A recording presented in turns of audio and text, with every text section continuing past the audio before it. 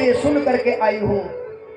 बेचारी यशोदा ने सोचा कि मेरी खुशी में अपनी प्रसन्नता जाहिर करने के लिए आई है, सम्मिलित होने के लिए आई है मेरी खुशी में, इसका आतिथ्य सत्कार करना चाहिए। घर में चली गई उनके आतिथ्य सत्कार के लिए, कुछ लाने के लिए। इतने में पूतना को मौका मिल गया, जहां लाला लेटा हुआ था पूतना वहीं पहुंच गया। और वहां पहुंच करके पूतना जब प्रभु के नजदीक गई तो प्रभु ने पूतना को देखते ही अपने आंख बंद कर ली। पूतना आओ देखी न ताओ देखी, लाला को गोद में उठाई और गोद में उठा करके स्तन को निकाला। जिस स्तन में विष लगा रखी थी उस स्तन को भगवान के मुख में डाल दिया। भगवान ने एक स्तन को मुंह में डाल करके दबाना शुरू किया। पूतना के दूसरे स्तन को भगवान ने अपने हाथ से दबाना शुरू किया। भगवान के भयंकर दबाव को पूतना सहन नहीं कर पाई और अंत में असली रूप में आ गई, भयंकर हो गई, क्रूर बन गई। भगवान के बंधन से छूटना चाहती है, जोर जोर चिल्लाती है, मुझताम मुझताम मुझताम, छोड़ दो छोड़ दो छोड़ दो। लगता है कि पूतना के प्राण पखेरु निकल जाएंगे, इसे अब कह रही है छोड़ दो छोड़ दो छोड़ दो। भगवान कृष्ण ने कहा कि मौसी, मैं किसी को पकड़ता नहीं हूं और जब पकड़ लेता हूं तो छोड़ता भी नहीं हूं। पूतना विकल हो गई, व्याकुल हो गई, बेचैन हो गई। विकराल रूप धारण करके पूतना आकाश मार्ग पर कन्हैया को लेकर उड़ गई। भगवान ने प्रबल दबाव बनाया, भगवान के दबाव को पूतना सहन नहीं कर पाई। अंत में भगवान के दबाव से निचेष्ट होकर के धड़ाम से नीचे गिर गई। सुखदेव जी महाराज कहते हैं कि हे राजन, विकराल रूप धारण करके पूतना जैसे निश्चेष्ट होकर नीचे गिरी, उसके गिरने से गोकुल के 3 कोस के जमीन में जितने लगे हुए पेड़ थे सब धड़ाम से टूट गए। इतनी विकराल हुई। राजा परीक्षित आश्चर्य करते हुए सुखदेव जी से पूछते हैं कि महाराज, मेरे समझ में बात नहीं आई। आपने कहा कि जब पूतना प्रभु के सामने आई तो पूतना को देख करके भगवान ने नेत्र बंद कर ली, आंखें बंद कर ली, क्यों कर लिया? सुखदेव जी मुस्कुराते हुए कहते हैं, पूतना का मतलब होता है पूतना, जो पवित्र नहीं हो, जिसका जीवन पवित्र नहीं होता है, परमात्मा उसको देखते नहीं है। कदापि अपवित्र जीवन को परमात्मा देख ले तब तो उसका अपवित्रता तो दूर हो जाएगा। इसलिए भगवान ने नेत्र बंद कर दिया। दूसरे अर्थों में पूतना भगवान से मिलने आ रही है तो भगवान ने नेत्र बंद करके उसके पूर्व जन्म को देखा कि इसके पूर्व जन्म का पुण्य क्या है जो मेरे तरफ बढ़ती है। जीव जल्दी भगवान के तरफ बढ़ता नहीं। तीसरे अर्थों में भगवान ने नेत्र बंद करके पूतना के उस समय को देखा था जब वामन के रूप में प्रभु राजा बलि के यहाँ गए थे। कल मैंने कहा था बलि के पुत्री का नाम क्या था? कल की कथा है।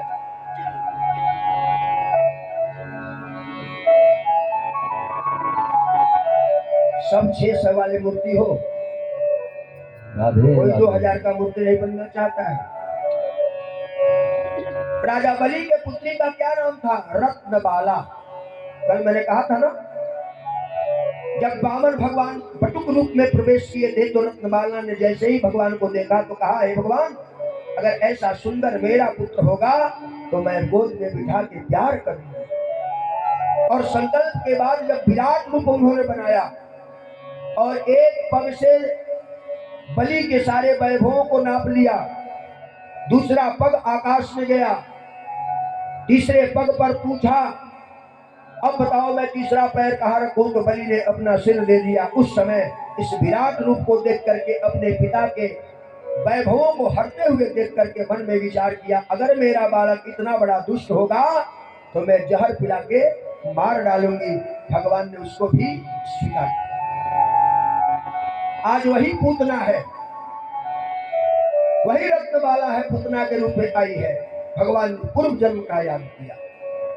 चौथे अर्थ में भगवान ने इसलिए नेत्र बंद कर लिया कि भगवान ने सोचा मैं इस बार तो आया था माखन खाने के लिए, मिश्री खाने के लिए, आते ही जहर पीना पड़ गया और इसका ट्रेनिंग तो हमने किया नहीं है।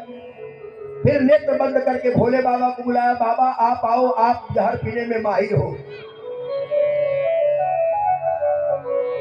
और सुखदेव जी कहते हैं कि राजन, पूतना के शरीर के 3 टुकड़े किए, गिरे हुए वृक्षों को काट करके चिता बना करके पूतना को लिटाया गया और जैसे ही पूतना के मृत शरीर में आग लगाई गई, धू धू करके पूतना जलने लगी और पूतना के जलते हुए शरीर से जो धूम्र निकला, धुआं निकला, पूरा ब्रज क्षेत्र सुगंधित हो गया, महक उठा। राजा परीक्षित को और आश्चर्य हुआ, अरे बाल घातनी, अपवित्र, पापनी, ये शरीर से इतना सुगंध क्यों निकला महाराज? राजा परीक्षित को समझाते हुए सुखदेव जी मंद मंद मुस्कुराते हुए कहते हैं, हे राजन, भगवान जिसको छू लेता है, भगवान जिसको स्पर्श कर लेता है, उसके जीवन के सारे दुर्गंध नष्ट हो जाते हैं, उसके जीवन के सुगंध रूपी संस्कार जागृत होते हैं। अरे उसके स्तन का पान भगवान ने किया था, उसके जन्म जन्मांतर के पापों का हरण प्रभु ने कर लिया, उसका जीवन पवित्र हो गया, पावन हो गया, इसलिए सुगंधित हो गई। राधे राधे। और महाराज पूतना को प्रभु ने मां की गति दिया। दौड़ के गोपियां आई, देखा भगवान पूतना के स्तन पर खेल रहे हैं।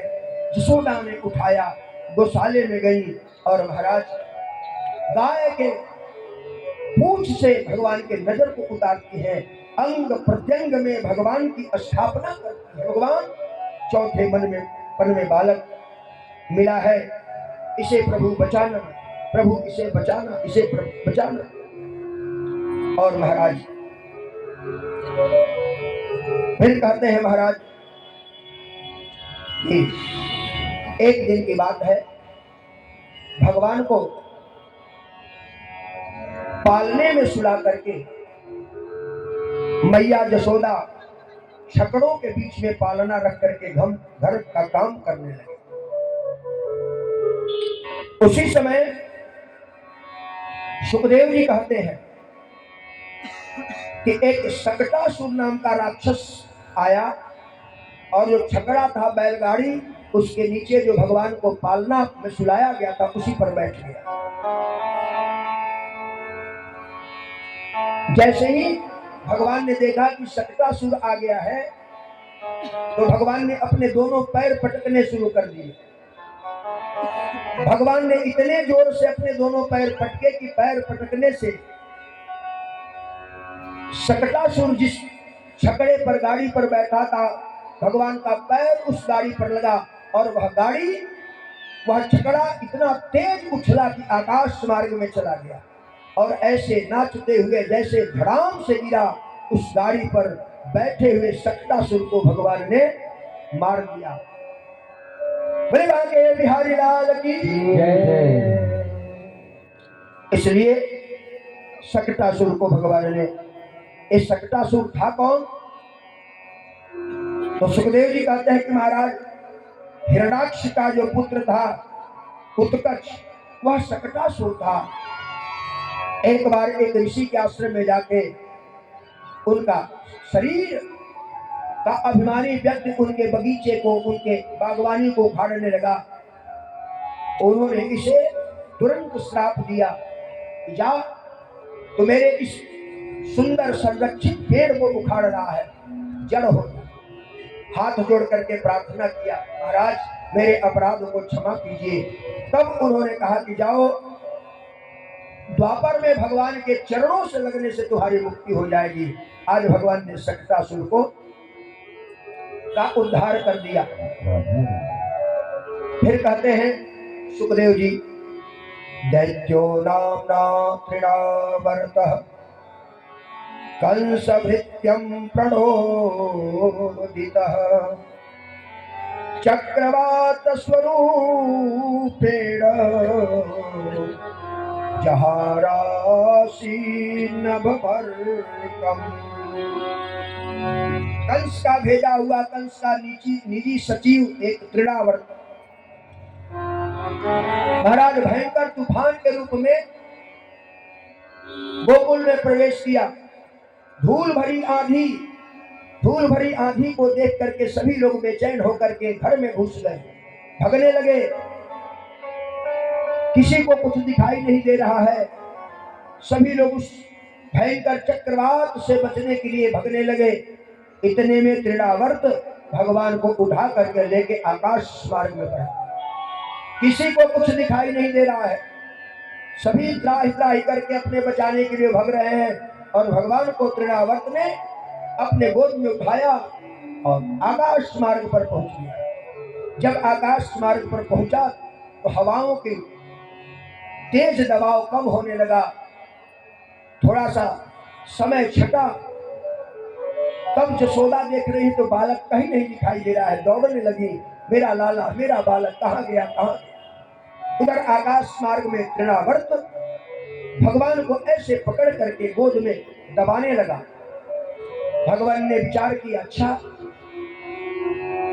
भगवान ने अपने स्वरूप को बढ़ाना शुरू किया, क्योंकि भगवान के लिए वेद मंत्र कहता है, नमोस्तुनंताय सहस्त्रमूर्तये सहस्त्रपादाच्युतोरुवाहवे सहस्त्रनामने पुरुषाय शाश्वते सहस्त्र कोटि जुगधारिणे। राधे राधे। भगवान ने अपने शरीर को बढ़ाना शुरू किया और इतना व्यापक बनाया, इतना विशाल बनाया भगवान ने कि तृणावर्त की पकड़ ढीली हो गई, उसके हाथ टूटने लगे। भगवान ने तृणावर्त के गले को दबाया। जब तृणावर्त का गला दबा, वह बल के घमंड में तृणावर्त अपने बल के प्रभाव से भगवान के पकड़ से मुक्त होना चाहता है। भगवान और जबरदस्ती उसके गले को दबा रहे हैं। जैसे ही तृणावर्त को लगा कि अब मैं बच नहीं पाऊंगा, अब मैं मर जाऊंगा, तो तृणावर्त बहुत कोशिश किया। ये बुद्धि बार बार भगवान से बचने के लिए कोशिश करती रहती है, संसार में ही अपने आप को रखना चाहती है। बहुत सारे कोशिशों के बाद भी हम संसार से निकलने से बच नहीं सकते। तृणावर्त बच नहीं पाया, भगवान के पकड़ में आकर के उसकी मृत्यु हो गई। धड़ाम से नीचे गिरा और धड़ाम से जैसे ही नीचे गिरा तो तृणावर्त का जीवन लीला समाप्त हो गया। दृष्ट्वा चुकोपनिर्पते शशाय सुपरीताधर असुरो भव पापिष्ठं जोगाद भ्रष्टो भुवं व्रज। तृणावर्त को मार करके भगवान ने वायु तत्व का शोधन किया है। अब आज बड़ी पावन कथा, दिव्य कथा सुखदेव जी राजा परीक्षित को कहते हैं। हे राजन, यदुवंशियों के पुरोहित थे गर्गाचार्य। वसुदेव जी अपने पुरोहित के पास, गर्गाचार्य जी के पास गए, उनके चरणों को नमन किया और निवेदन किया, प्रार्थना की कि गुरुदेव, मेरी एक इच्छा है, मैं आपसे प्रार्थना कर रहा हूं, मेरी प्रार्थना को स्वीकार कीजिए। गर्गाचार्य जी ने कहा, बताओ। वसुदेव जी कहते हैं कि गोकुल में मेरे मित्र रहते हैं नंद। गर्गाचार्य ने कहा कि हाँ, मैं जानता हूं। वसुदेव जी ने कहा कि चौथे पद में प्रभु की कृपा से उन्हें बालक हुए हैं। मैं चाहता हूं कि जाकर के आप उनका नामकरण संस्कार करें। नाम का बड़ा प्रभाव पड़ता है बच्चों पर।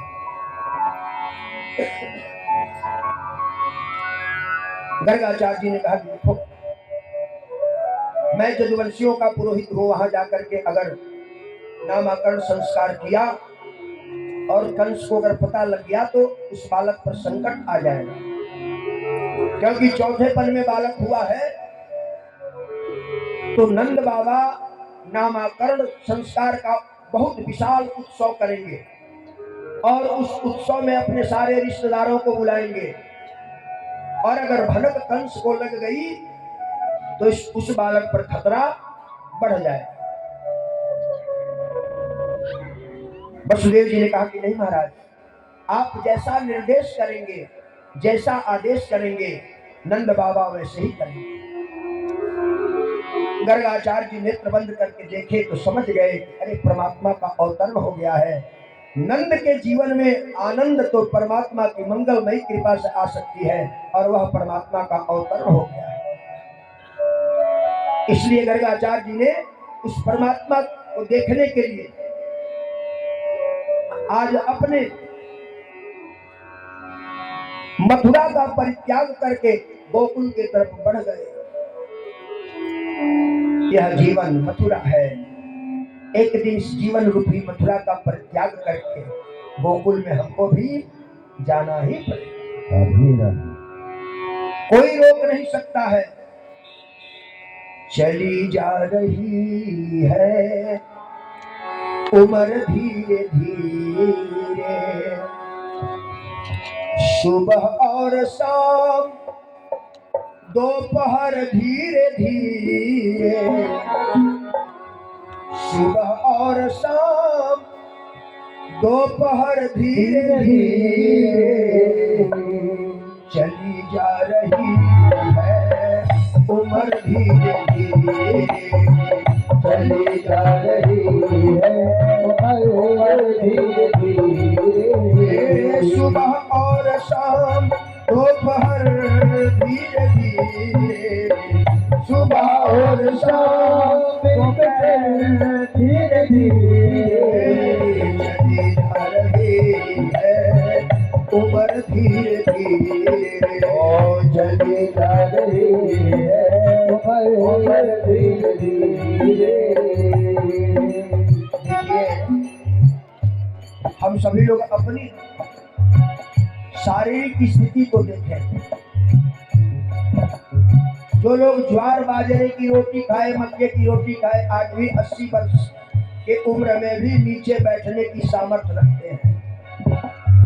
हम लोग पिज्जा वाले बर्गर वाले लोगों को नीचे बैठने में न कमर साथ और न घुटना साथ। राधे राधे। इसीलिए तो कहा गया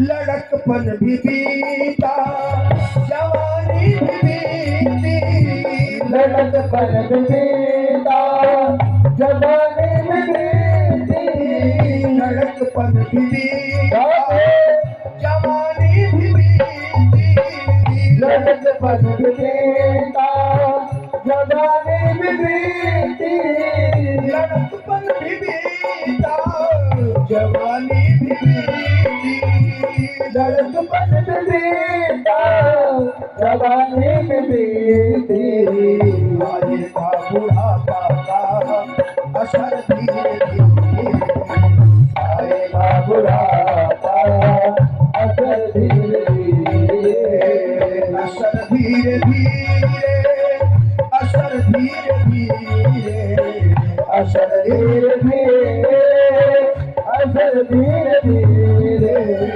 चली जा रही है उम्र धीरे धीरे, ओ चली जा रही है उम्र धीरे धीरे।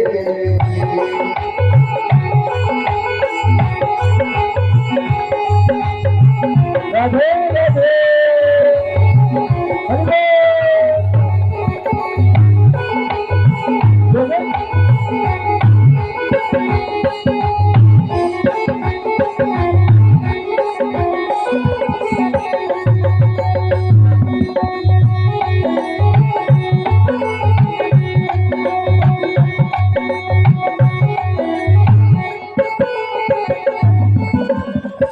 भाई साहब मेरे तरफ से कभी कभी लिख लिया कीजिए।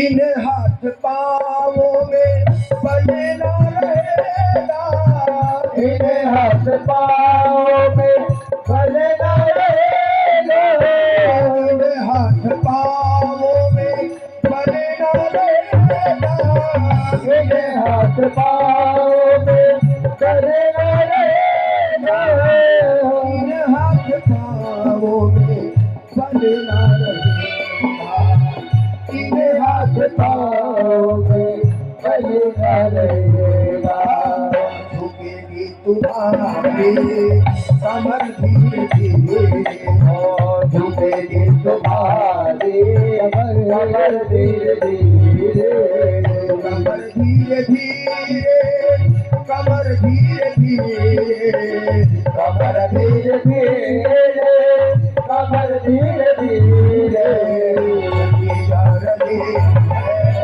कमर धीरे धीरे, चली जा रही है कमर धीरे धीरे, चली जा रही है उमर धीरे धीरे, चली जा रही है कमर धीरे धीरे।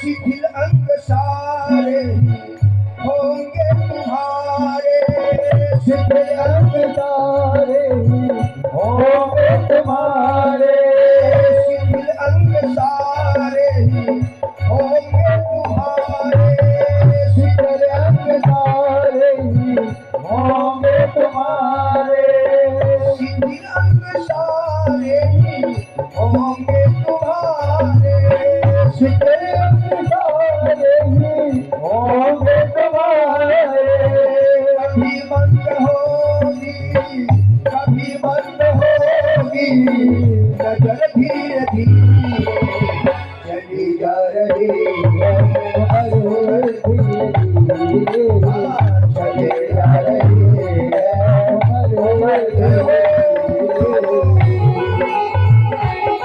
राधे राधे हरे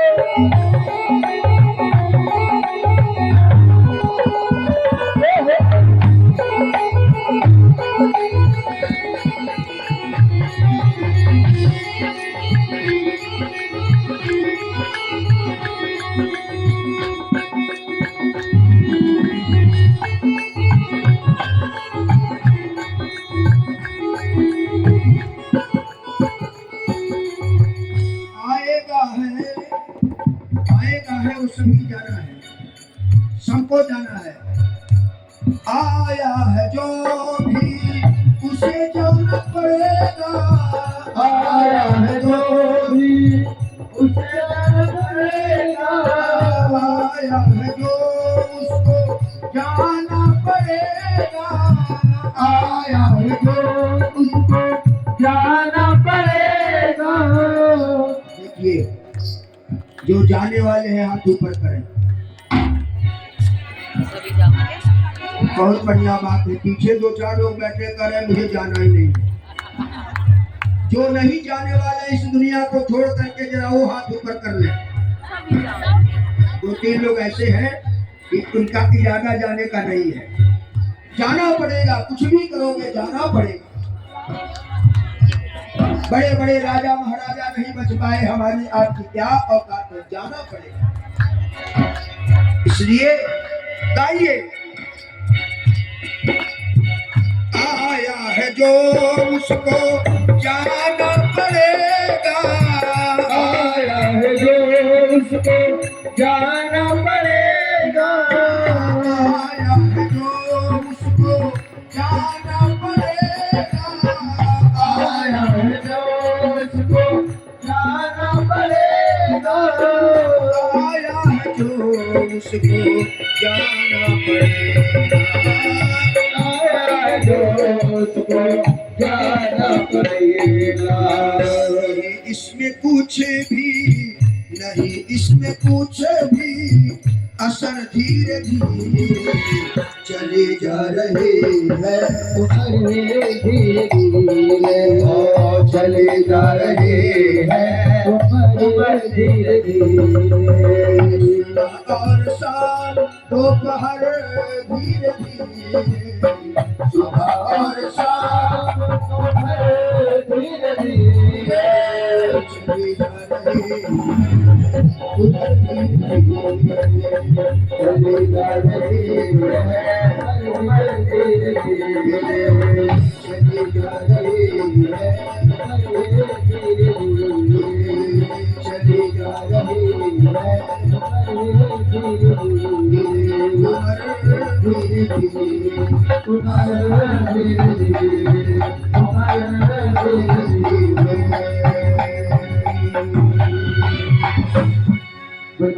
बिहारी लाल की जय। सुबह और शाम दोपहर धीरे धीरे राधे चली जा रही है, उम्र धीरे धीरे। जीवन में परमात्मा का दिया हुआ समय साधन गणिकाओं के साथ अपने जीवन को नष्ट कर दिया था। सारा धन वैभव गणिकाओं ने उनसे ले लिया था, सब कुछ नष्ट हो गया। वह व्यक्ति सोचने लगा कि आज जिस गणिका से मिलने जा रहे हैं वह कैसे प्रसन्न हो पाएगी, अब तो मेरे पास धन नहीं है। तो उसने किसी बगीचे में जाकर के सुंदर सुंदर फूल को तोड़ा, एक धागे में पिरो करके माला बनाया, सुंदर माला बना करके ले करके वह चल पड़ा। विचार किया कि आज इस माला को पहना करके गणिका को खुश करके अपने मनोभाव को सुंदर तरीके से प्रस्तुत करेंगे। आगे बढ़ा, पत्थर से ठोकर लगा, धड़ाम से गिरा, जहां गिरा सिर पत्थर पर पड़ा, सिर फट गया, वह लहू लुहान हो गया। हाथ में फूल माला है, पूरा बदन लहू लुहान है, कैसे गणिका से मिलने जाए वो। विचार करने लगा मैं क्या करूं, अंतिम समय है। तब तक सामने एक मंदिर दिखाई दिया, लड़खड़ाता हुआ लहू लुहान हुआ व्यक्ति उस फूल की माला को नहीं चाहते हुए शिव पर चढ़ा कर और मर गया। जब उसकी आत्मा गई, उसका लेखा जोखा हुआ। चित्रगुप्त ने कहा महाराज धर्मराज से इसके कोई भी धर्म नहीं है, सारा धर्म का घाटा नील बटा सनाटा है, कुछ नहीं है। धर्मराज ने कहा एक बार और देखो। धर्मराज ने गौर से देखा तो नहीं चाहते हुए एक फूल का माला भगवान के गले में डाल दिया था। वो एक क्षण का पुण्य उसके खाते में ऐड था। धर्मराज ने कहा क्या हुआ? चित्रगुप्त ने कहा महाराज एक क्षण का पुण्य इसको है। उस व्यक्ति से पूछा गया अब तुम्हें 1000 वर्ष तक नरक में रहना पड़ेगा, एक क्षण का पुण्य है, पहले बताओ पुण्य का भोग भोगोगे कि पाप का? उसका दिमाग काम कर गया। उसने कहा कि नहीं, मैं पहले पुण्य भोगना चाहता हूँ। 1 मिनट के लिए उसे स्वर्ग का राजा बना दिया गया, इंद्र के पदवी पर उसे बिठा दिया गया। कितने देर के लिए? 1 मिनट के लिए। और जैसे ही इंद्र की पदवी पर बैठा, इंद्र की कुर्सी पर बैठा, उसकी बुद्धि खुल गई और इंद्र के सारे खजाने दान कर दिए, लगा दान करने। 1 मिनट में इतना दान कर दिया कि इंद्र का सारा खजाना खाली।